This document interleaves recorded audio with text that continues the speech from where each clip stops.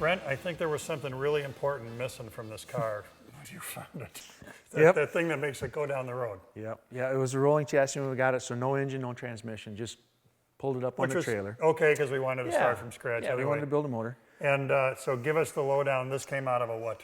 1986 Chevy pickup. It was a stock motor, you know, so I mean nothing spectacular. 4-bolt main is why we went with the pickup rather than finding a car or something. A little bit tougher. You can put a little bit more horsepower to it.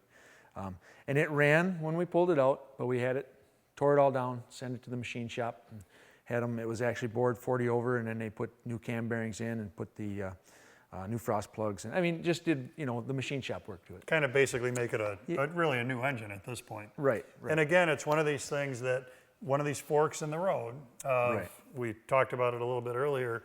You got to make some decisions when the engine goes in as far as what is it you want to do with the car. So again, back to this concept, daily driver, want to pull up to a standard gas pump and fill the car up, not have to go to an airport to fill the car up.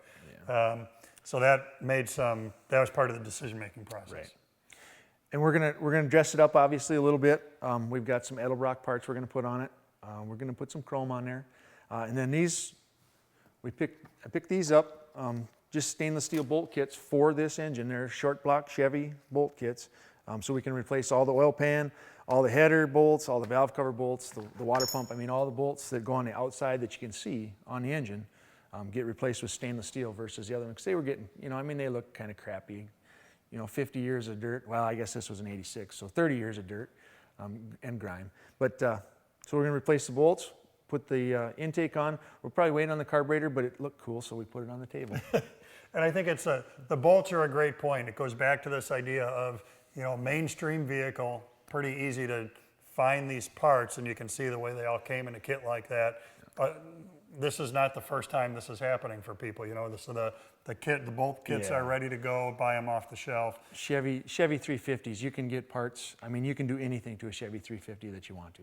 Very mainstream. Yep. So what we already got done is the pistons are in, the rings are in, the crankshaft is in, so that internal assembly of this engine is already complete, leaving for us really the external stuff: water pump, oil pump, fuel pump, oil pan.